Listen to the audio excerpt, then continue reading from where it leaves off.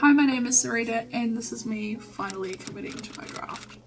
Welcome to my channel. I wanted to kind of give a bit of a brief and introduce myself to you. I'm a full-time marketing manager. I live in Vancouver, Canada. I'm originally from New Zealand. So yeah, what is the purpose of this? The purpose is to introduce you to myself. So, I feel really awkward. I feel really awkward in front of the camera. I don't know why. I used to actually do YouTube videos like back in the day. I've watched people's YouTube videos for literal decades now, showing my age. So I started on YouTube as a hobby while I was kind of like doing the whole life thing. I was studying to get my degrees and then I was working part-time and I also started to have my children. Like I started out doing makeup videos and then I shifted into booktube because did you know that booktube existed? Because I never did. However, I am a absolute mood reader. I've noticed the older I get that if I am overwhelmed, stressed, or like just tired in general, I don't like to read or I can't like get into reading. And so I did struggle, especially when I first shifted to booktube. I think I just had my last child. Was also trying to finish my, well actually no, I was doing my master's degree.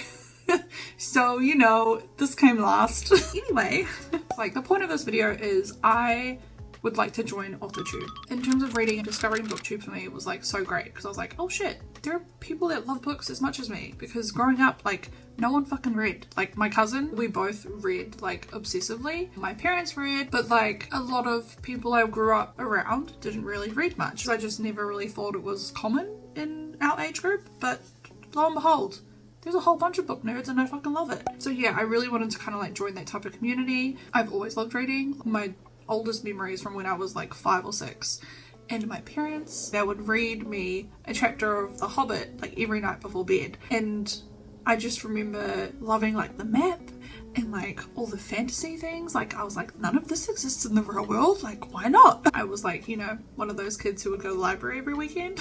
I'd go with my mum and she would let me wander off and pick all of the books, and I would come back with a massive like pile of like books on like fairy tales or mythology. I had like an obsession with like ancient Egypt and ancient Greece and just like anything ancient history. Loved if it had like fantastical elements or like something that wasn't in our world currently. Loved it even more. In hindsight, I can see like where my love for fantasy came from. In terms of writing, first memory of writing is I was a bit older. I was in year 5, which is like grade 10. No, what? Grade 5. I was 10. Shit. I don't remember the story I wrote, but I remember that I got a certificate for winning like the junior writers competition, and I was like stoked as, obviously. That's probably one of my childhood moments where I was like most proud. When I was a bit older in high school, we did like our exams and our teachers were going through like some of our answers. That was like my first memory that I can recall where someone had said like the story was written really well, like well done, who wasn't like a family member. I just remember thinking like typical teen thoughts of like, oh my god, don't say my name, don't say my name. But then like the part of me that was proud of myself was like, say my name, say my name.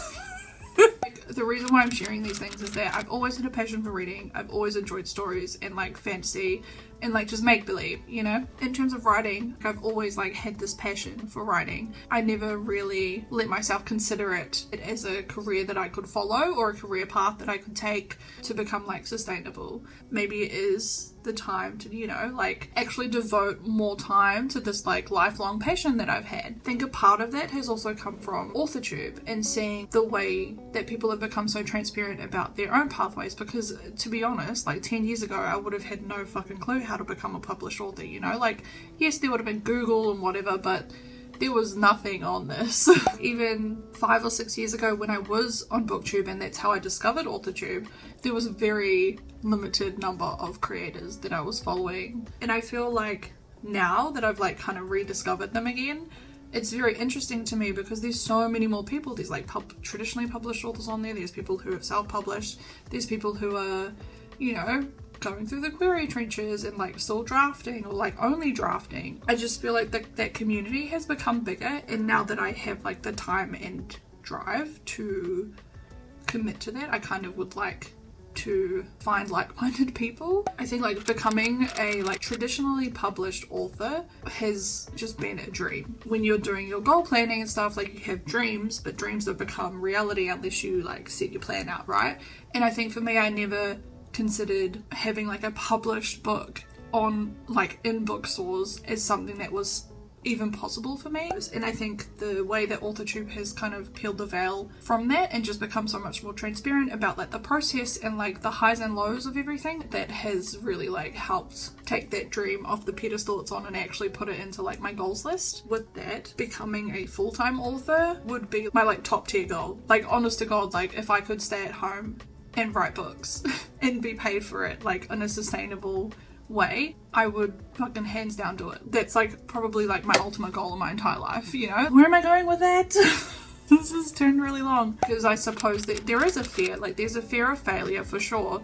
You know, you write things yourself and then keep them to yourself or keep them in your family or your friend circle, but don't actually put it out to the public, who have no qualms about giving you a completely honest opinion. And I think there's like that fear of like someone critiquing something that I hold so closely to me. I guess this is me finally committing to my draft in an attempt to build a sustainable career.